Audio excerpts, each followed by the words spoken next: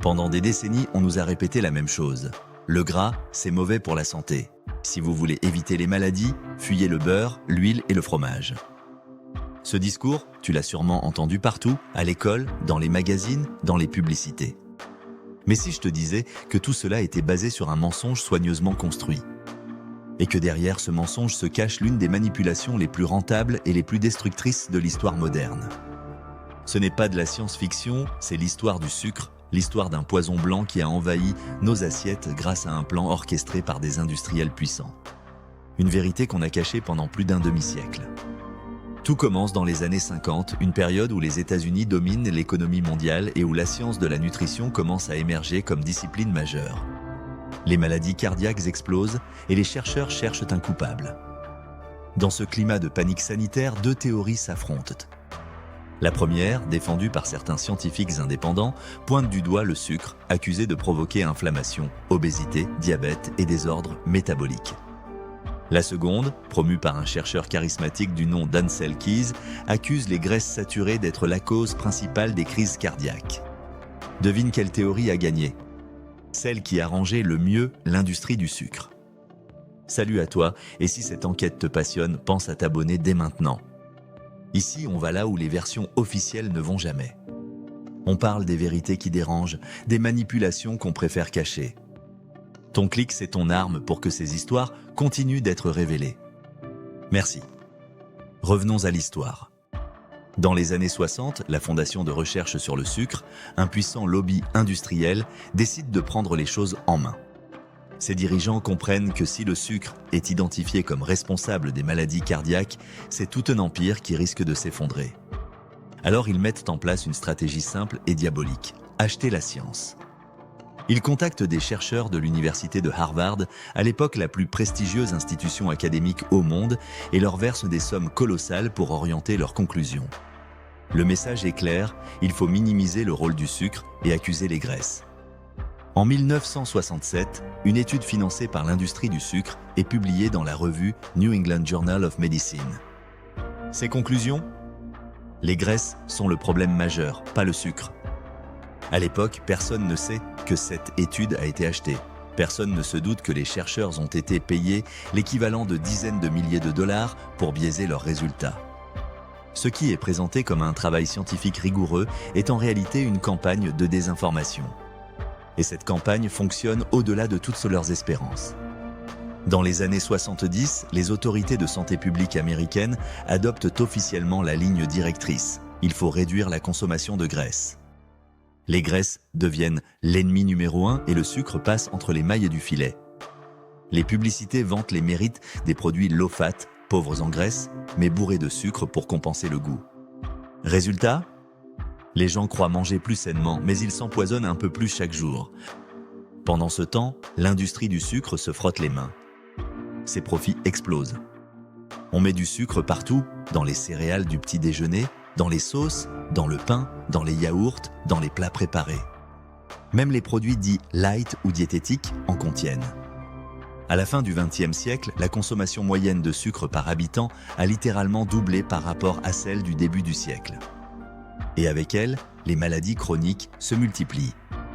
Diabète de type 2, obésité, maladies cardiovasculaires, une épidémie mondiale fabriquée de toutes pièces.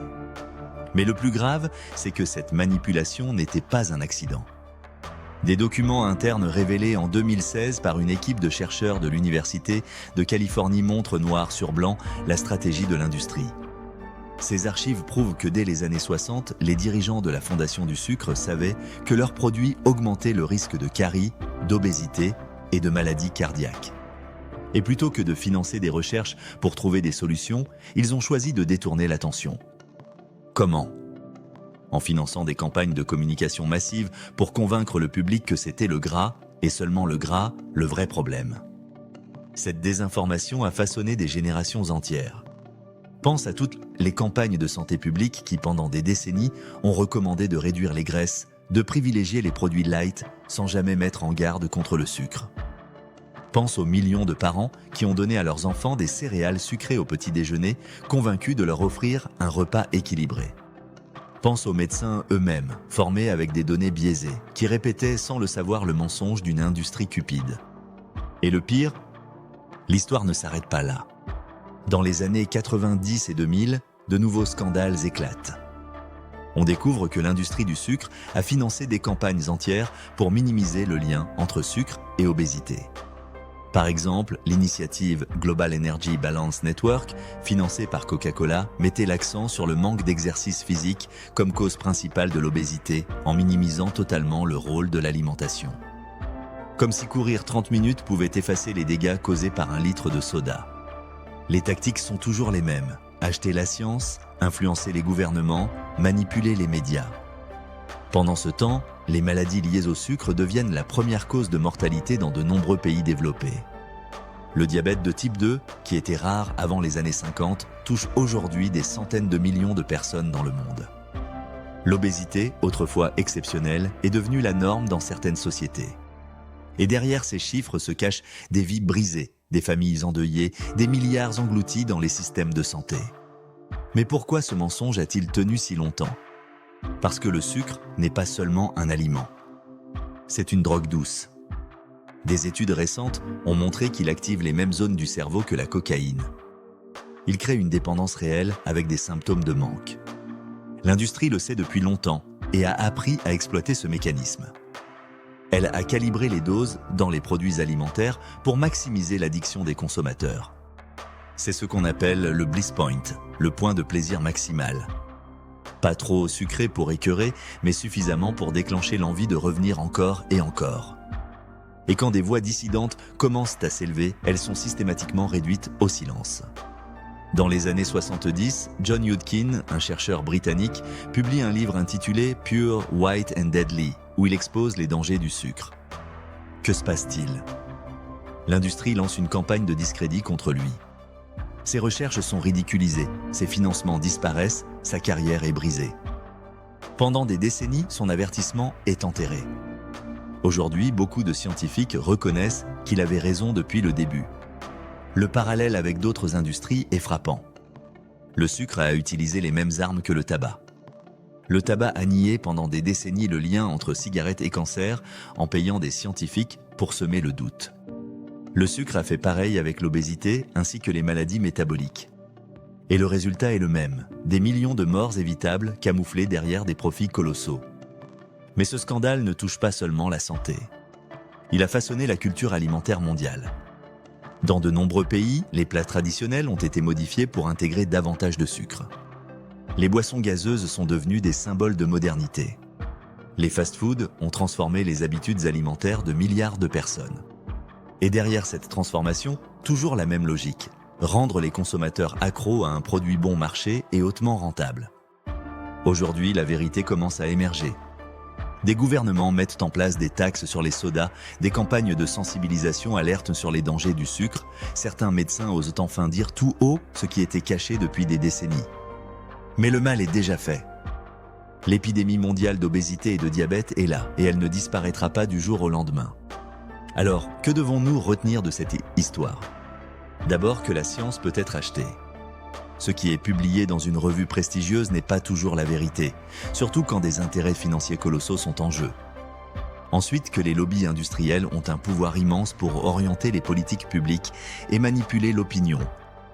Enfin, que la vigilance citoyenne est la seule arme efficace contre ces manipulations. Quand tu regardes une publicité pour un produit sans gras, rappelle-toi que ce qu'on a enlevé en graisse a souvent été remplacé par du sucre.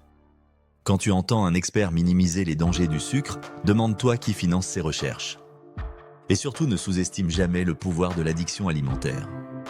Ce n'est pas ta faute si tu as envie de reprendre un biscuit ou de boire un soda, c'est le résultat d'une stratégie délibérée conçue pour te rendre accro. Le scandale du sucre est un rappel brutal. Ce n'est pas toujours la vérité scientifique qui guide nos choix collectifs, mais souvent l'argent. Et tant que l'industrie aura les moyens d'acheter les chercheurs, les gouvernements et les médias, d'autres scandales suivront. Merci d'avoir écouté cette enquête jusqu'au bout. Si cette vérité t'a ouvert les yeux, partage cette vidéo, parle-en autour de toi. C'est par la mémoire et la vigilance qu'on peut résister aux manipulations. Et n'oublie pas, abonne-toi pour ne pas manquer les prochaines révélations. Ensemble, on remettra en lumière les vérités qu'on a voulu enterrer. À bientôt, merci.